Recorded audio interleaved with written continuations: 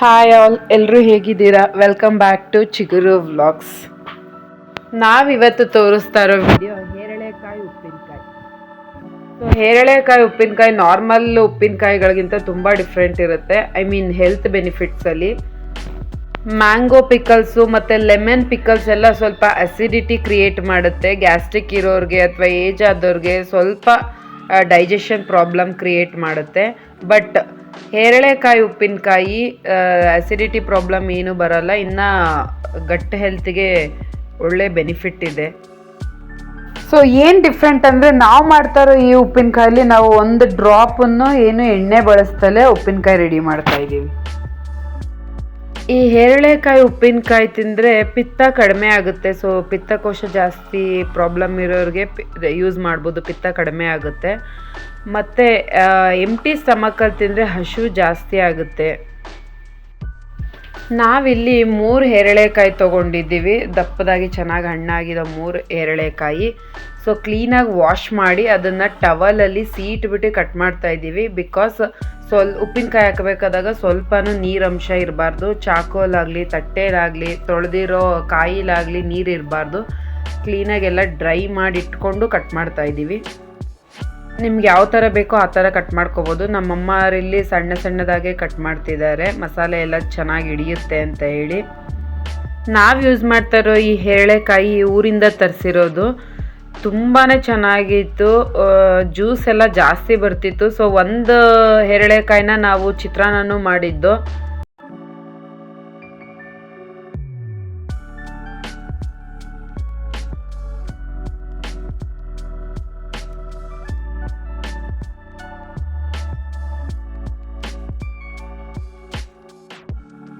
ಎಲ್ಲ ಕಟ್ ಮಾಡಿದ್ಮೇಲೆ ಒಂದು ಕ್ಲೀನಾಗಿರೋ ಬೌಲ್ಗೆ ನಾವು ಸ್ಟೋರ್ ಮಾಡ್ತಾ ಇದ್ದೀವಿ. ವಾಟರ್ ಕಂಟೆಂಟ್ ಏನೂ ಇರಬಾರ್ದು. ಸ್ಟೋರ್ ಮಾಡಬೇಕಾದಾಗ ಉಪ್ಪು ಹಾಕಬೇಕು. ನಿಮಗೆ ಎಷ್ಟು ಉಪ್ಪು, ಸ್ವಲ್ಪ ಉಪ್ಪಿನಕಾಯಿ ಅಂದರೆ ಗೊತ್ತಲ್ಲ, ಉಪ್ಪು ಜಾಸ್ತಿನೇ ಇರಬೇಕು. ಸೊ ನಮ್ಮಮ್ಮ ಇಲ್ಲಿ 2 ಟೇಬಲ್ ಸ್ಪೂನಷ್ಟು ಉಪ್ಪು ಹಾಕ್ತಿದ್ದಾರೆ.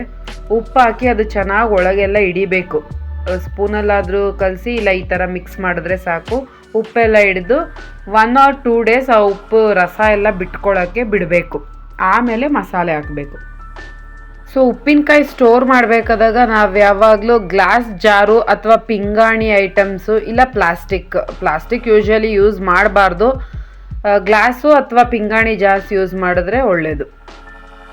ಬಿಕಾಸ್ ಸ್ಟೀಲ್ ಕಂಟೈನರ್ ಯೂಸ್ ಮಾಡಿದ್ರೆ ಅದು ಉಪ್ಪು ಜಾಸ್ತಿ ಇರೋದ್ರಿಂದ ಅದು ತೂತಾಗ್ಬಿಡುತ್ತೆ ಡಬ್ಬಿ. ಸೊ ನೆಕ್ಸ್ಟು ಮಸಾಲೆಗೆ ಬೇಕಾಗಿರೋ ಇಂಗ್ರೀಡಿಯೆಂಟ್ಸು, ಖಾರಕ್ಕೆ ಬೇಕಾಗಿರೋದು ಮೆಣಸಿನ್ಕಾಯಿ, ಬೆಳ್ಳುಳ್ಳಿ, ಜೀರಿಗೆ, ಮೆಣಸು, ಮೆಂತ್ಯ ಕಾಳು. ಇಷ್ಟು ಇಂಗ್ರೀಡಿಯೆಂಟ್ಸು ನಮಗೆ ಮಸಾಲೆಗೆ ಬೇಕಾಗಿರೋದು. ಫಸ್ಟು ಬೆಳ್ಳುಳ್ಳಿ ಮತ್ತು ಮೆಣಸಿನ್ಕಾಯಿನ ರೋಸ್ಟ್ ಮಾಡಿಕೊಂಡು, ನೆಕ್ಸ್ಟ್ ಅದೇ ಬಾಣಲಿಲಿ ಮೆಂತ್ಯ, ಸಾಸಿವೆ, ಜೀರಿಗೆ, ಮೆಣಸು ಇಷ್ಟು ಇಂಗ್ರೀಡಿಯೆಂಟ್ಸು ಎಲ್ಲ ರೋಸ್ಟ್ ಮಾಡಿ ಅದನ್ನು ನೆಕ್ಸ್ಟ್ ಜಾರಿಗೆ ಶಿಫ್ಟ್ ಮಾಡ್ಕೊತಾ ಇದ್ದೀವಿ. ಸೊ ಇಲ್ಲಿ ನಾವು ಯೂಸ್ ಮಾಡಿರೋದು 20 ಮೆಣಸಿನ್ಕಾಯಿ, 3 ಮೀಡಿಯಮ್ ಸೈಜ್ದು ಬೆಳ್ಳುಳ್ಳಿ ಹೋಲ್ ಬೆಳ್ಳುಳ್ಳಿ ಉಂಡೆ, 2 ಟೇಬಲ್ ಸ್ಪೂನು ಜೀರಿಗೆ, ಮೆಣಸು, 2 ಟೇಬಲ್ ಸ್ಪೂನ್ ಮೆಂತ್ಯ, ಸಾಸಿವೆ. ಇಷ್ಟು ಐಟಮ್ಸ್ನ ರೋಸ್ಟ್ ಮಾಡಿರೋದನ್ನು ನಾವಿಲ್ಲಿ ಜಾರಿಗೆ ಶಿಫ್ಟ್ ಮಾಡ್ಕೊತಾ ಇದ್ದೀವಿ.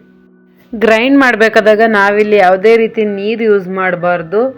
ಸೊ ಗ್ರೈಂಡಿಗೆ ಬೇಕು ಅಂತ ಉಪ್ಪಿನಕಾಯಿ ಹಾಕಿ 2 days ಬಿಟ್ಟಿದ್ವಲ್ಲ, ಅದು ಚೆನ್ನಾಗಿ ನೀರು ಜ್ಯೂಸ್ ಬಿಟ್ಕೊಂಡಿರುತ್ತೆ. ಆ ಜ್ಯೂಸ್ನೇ ಯೂಸ್ ಮಾಡಿ ಗ್ರೈಂಡ್ ಮಾಡ್ಕೋಬೇಕು.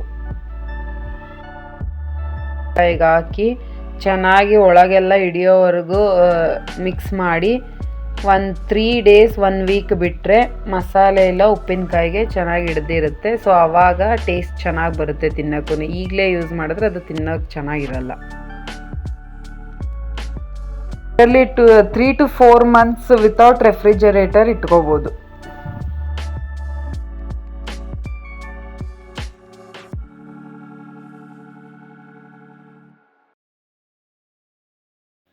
ಸೊ ಫೈನಲಿ ಎಲ್ಲ ಮಿಕ್ಸ್ ಮಾಡಿದ್ಮೇಲೆ ಮೇಲೊಂದು ಸ್ವಲ್ಪ ಉಪ್ಪು ಹಾಕಿ ಇಡಬೇಕು. 1 week ಆದಮೇಲೆ ಬಳಸಬೇಕು. ಮೊಸರನ್ನಕ್ಕೆ, ಚಪಾತಿಗೆ, ಮುದ್ದೆ ಜೊತೆಗೆ ತುಂಬ ಟೇಸ್ಟಾಗಿರುತ್ತೆ. ಸೊ 3-4 days ಆದಮೇಲೆ ಈ ಥರ ಗ್ರೇವಿ ಥರ ಆಗಿರುತ್ತೆ ಉಪ್ಪಿನಕಾಯಿ. ವಿಡಿಯೋ ಇಷ್ಟ ಆದರೆ ಲೈಕ್ ಮಾಡಿ, ಶೇರ್ ಮಾಡಿ, ಪ್ಲೀಸ್ ಸಬ್ಸ್ಕ್ರೈಬ್ ಮಾಡಿ. Thank you for watching.